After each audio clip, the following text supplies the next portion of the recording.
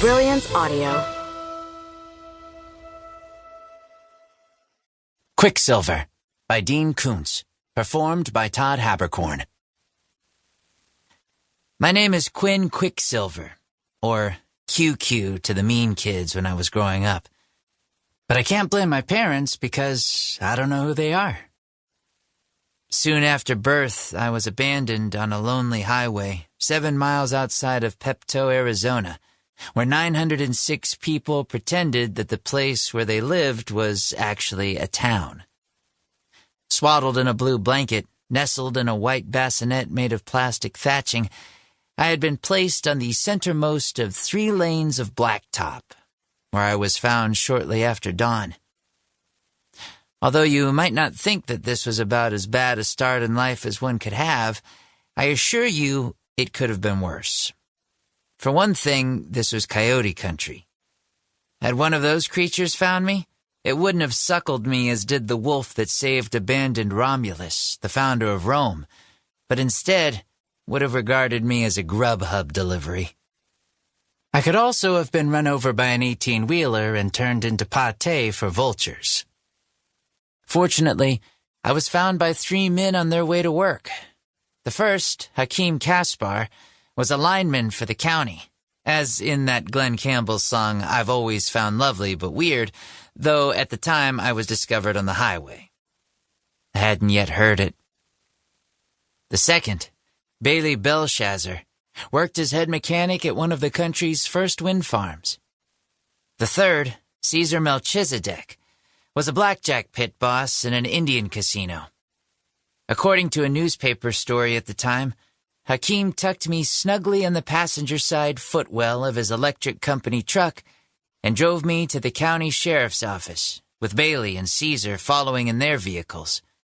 Why they felt it necessary that all 3 should turn me into the law, the newspaper didn't say.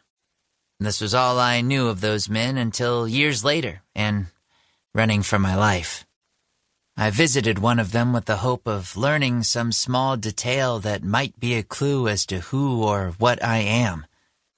With a safety pin, a small envelope was fixed to the blanket in which I was wrapped.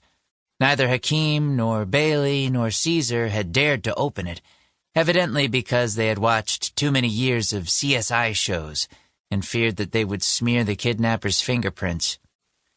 Either they thought I had been snatched by some fiend who lost his nerve and left me to the mercy of fate on that hot morning, or they figured someone had nabbed my parents and were demanding a ransom for me. When the sheriff tore open the envelope, he found only a card on which was printed Quinn Quicksilver and my date of birth. In those days, no one in the state of Arizona had the surname Quicksilver. Nevertheless, everyone at once assumed that was my name. I have been saddled with it ever since. Of course, Quicksilver is another name for the liquid metal mercury, which was named after the Roman god Mercury. He was the messenger of other gods. Valued for his tremendous speed, the guy could accelerate like crazy.